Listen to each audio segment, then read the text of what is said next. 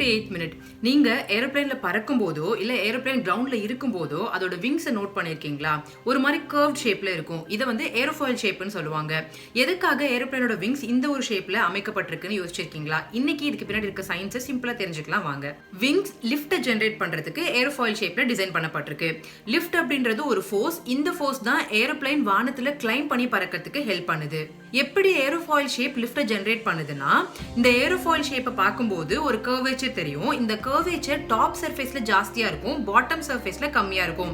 Almost bottom surface பார்க்கும்போது ஃபிளாட்டா இருக்கிற மாதிரி கூட இருக்கும். இப்போ ஏரோப்ளேன் ஃபாஸ்டா போகும்போது ஏர் வந்து ஃபாஸ்டா ஸ்மூத்தா டாப் சர்ஃபேஸ்ல ஃப்ளோ ஆகும், அதே பாட்டம் சர்ஃபேஸ்ல ஸ்லோவா ஃப்ளோ ஆகும். பெர்னோலி பிரின்சிபல்னு ஒரு கான்செப்ட் இருக்கு. இந்த கான்செப்ட் வந்து ஏர் வந்து எங்க ஃபாஸ்டா போகுதோ அங்க பிரஷர் கம்மியா இருக்கும். உதாரணத்துக்கு இங்க விங்கோட டாப் சர்ஃபேஸ்ல ஏர் ஃபாஸ்டா ஃப்ளோ ஆகும்போது பிரஷர் கம்மியா இருக்கும், அதே ஸ்லோவா பாட்டம் சர்ஃபேஸ்ல போகும்போது பிரஷர் ஜாஸ்தியா இருக்கும். இந்த பிரஷர் டிஃபரன்ஸ் தான் லிஃப்ட் ஜெனரேட் பண்ணுது. ஹோப் இந்த வீடியோல ஏர்கிராஃப்டோட விங் எதனால ஏரோஃபாயில் ஷேப்ல இருக்கு, ஏரோஃபாயில் ஷேப்னா என்ன, எப்படி லிஃப்ட் ஜெனரேட் ஆகுது, விங்ஸ் வந்து எப்படி வந்து பிளைன் கிளைம் ஆகிறதுக்கு ஹெல்ப் பண்ணுதுன்னு தெளிவா புரிஞ்சுட்டு இருப்பீங்கன்னு நினைக்கிறேன். இதே மாதிரி வேற ஏதாவது டாபிக் பத்தி நான் பேசணும்னாலும் கமெண்ட் செக்ஷன்ல சொல்லுங்க. அண்ட் இந்த வீடியோ உங்களுக்கு பிடிச்சிருந்ததுன்னா லைக் பண்ணுங்க. உங்களோட ஃப்ரெண்ட்ஸ் யாராவது ஏவியேஷன்ல ரொம்ப இன்ட்ரெஸ்ட் இருக்கவங்க இருந்தாங்கன்னா அவங்களுக்கு இந்த வீடியோ ஷேர் பண்ணுங்க.